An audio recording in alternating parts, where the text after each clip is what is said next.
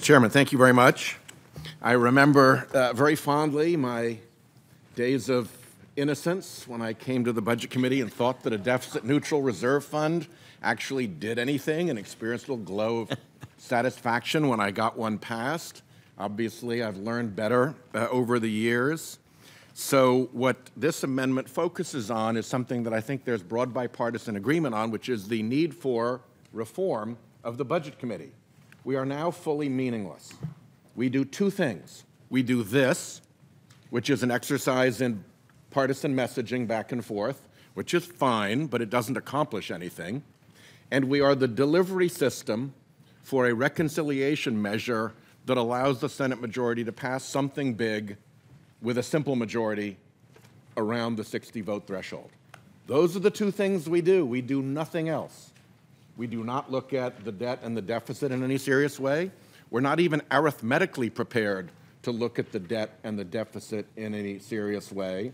And if you look around this big building, the Capitol, and if you look for where somebody is supposed to be looking at the debt and the deficit, there is no other place.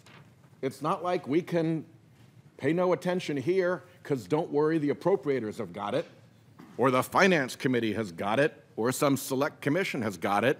Nobody is tasked to look at our deficit and our debt. Theoretically, it's us, but we're not set up to actually do that. So what I have proposed, and Senator Perdue is my co-sponsor for this particular amendment to message on this, but I also want to thank Senator Blunt because this reflects a piece of legislation that he is my co-author and co-sponsor of in the Senate. And I want to thank the chairman because he is an enthusiastic ally and supporter of a budget reform process and has been extremely productive in all of this. And I also want to thank all of the Democratic and Republican members on the Select Committee who last year unanimously supported this measure. So I think it's passed a lot of tests of reasonableness. The bottom line is that if we're going to do something serious about our debt and our deficit, one, we got to get the arithmetic right. You got to have revenues in the arithmetic. You got to have health care spending in the arithmetic. You got to have tax spending in the arithmetic. And you got to have appropriations in the arithmetic. Take any of those out, your numbers don't even add up any longer. You're not doing the math correctly. Second thing we got to do is figure out what our goal is. And it seems from the unanimous testimony in the Select Committee and from, I think, virtually all the testimony, Mr. Chairman, we've had in this committee, that a debt-to-GDP ratio is the metric. And we can argue about what it should be, but that's at least the conversation we should be having. And the last bit is, how long does it take to get there? I mean, unanimous consent for another 3 minutes? And then I'll finish up.